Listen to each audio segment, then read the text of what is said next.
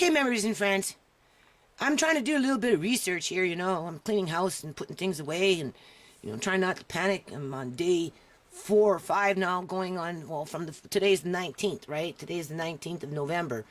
So I did get a little bit of child support today. It was like $164. So I'm going to pay some bills with that. But in the meantime, I'm listening to Hansard here. I'm watching their little videos.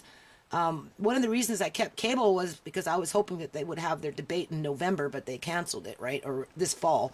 I don't know if it was October or November, but they didn't have one. And I was listening to the, you know, Ministry of Children and Family Development budget debate. And that was on July 10th.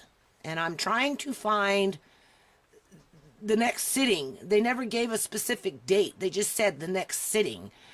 And so I'm already on the 23rd here, and I still haven't found that next sitting from the 10th. Now, the thing about the BC Liberal government, they chopped up the House. They chopped up the House and they put it in these little committee rooms, and they're not answering questions, you know, through the debates. It's like passing the envelope, you know, under the table kind of thing, you know, because there's questions being asked. This is what I noticed last year or 2 years ago or whatever it was when I was doing the, you know, House 13 there, right? You know, the Parliament debate, right? And it can get pretty tedious after a while. So I guess I still got videos I still have to upload from that, right? That's on a different computer. But anyway, you know, I'm just flipping through this shit trying to find where they left off and pick up on, and I can't seem to find where they're picking up on.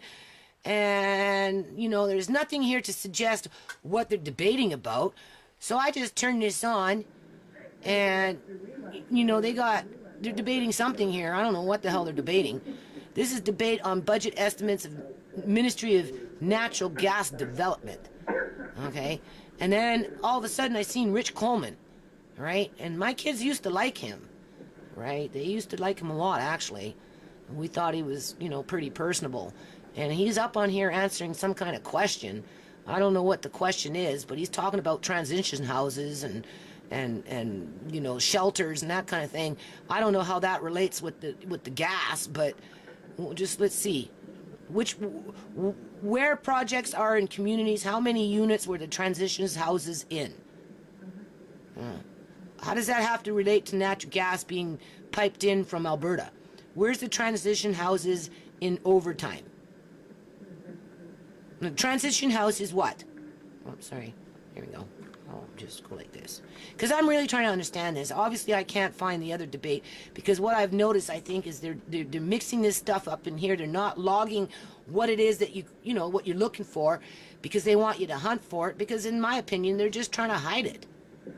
You know, they're not answering questions and they're trying to hide it. You know? Hold on. Actually providing kind of information in a succinct way that There's we're Jenny all looking Kwan. for. So I hope we don't go there. I don't think that's the purpose of it. And I think that is a fair question from an opposition member to ask so that we can actually understand the structural organizational changes that's taken place within BC Housing and what's evolved over time. Okay. When I So they're read fighting in a over document gas. that actually says there's not enough space available, how much has the space grown? Why was the space required? How many more staff had been needed in order to accommodate the growth in space, as an example, to accommodate the staff? Of that, how many are within the management scheme? How many are non-management? And what projects are they handling at the moment? All of that information, I think, is pretty important. I will put on the public record right now that I'd be interested in getting information on a project-by-project basis from the government of what the government's funding for the province, which I know there are a lot. I like this one. And so on a project by project basis, how much are they getting? What's the money for? How long is the agreement for? And again, so that you can make a comparison of categories of projects. For example, shelters, are they all provided the same level of support for people who run shelters, or is there a difference in terms of different shelters? And if so, if there's a difference, why is there a difference in funding support? For example, are they talking about funding for gas? Housing for women, is there a difference in terms of how that funding how much, on these hold on projects are being provided for? Hold on. Okay, we're going to stop right here. Because I don't see how this has to do with natural gas development. Everybody heard that, okay? She's talking about women's shelters, homeless shelters, BC housing, and she's wondering if everybody gets the same gas rate. Is that what she's talking about? Does everybody get the same amount of dollar per kilojoule or whatever it is that these buildings use? Or does the housing for women get 50 cents less on the dollar because they're women and they're mistreated and abused in society anyway, so they just don't count? And then the men, they get 25% on the dollar because they're men and nobody cares about the homeless man anyway because, half of them are just junkies on the street and hobos. So, the line can get a little longer for the men, right? Because they're supposed to pull themselves up by the bootstraps, right? And just stand in line for their, muffin and their cup of soup and move on and go get a temporary job. But how does all that relate to gas? Is it the facility that's cooking up the soup that gets paid for the gas? Where's the Ministry of Children and Family Development? Whatever happened to Jenny Kwan's question that 2 years ago I asked? I'm still waiting for that answer. So this is just like, okay. This is when? July 23rd, 2013. I'm going to come back and I'm going to listen to this as I'm, putting stuff away up in my main floor of my garage that I live in. Okay? I'm on day 4 without welfare. I got a little bit of child support, so I get at least 2 bills paid. So that's good.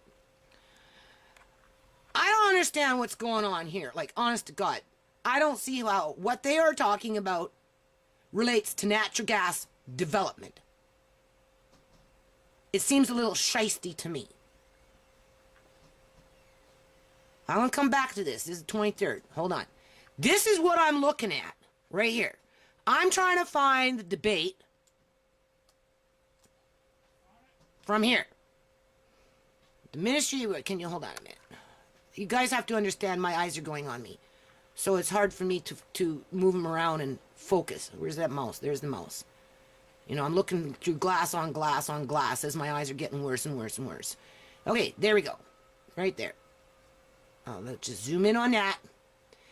That's when they were having a debate on the Ministry of Children and Family Development with Carol James. They said they were coming back. They did not give a specific date. They just said when the committee sits again.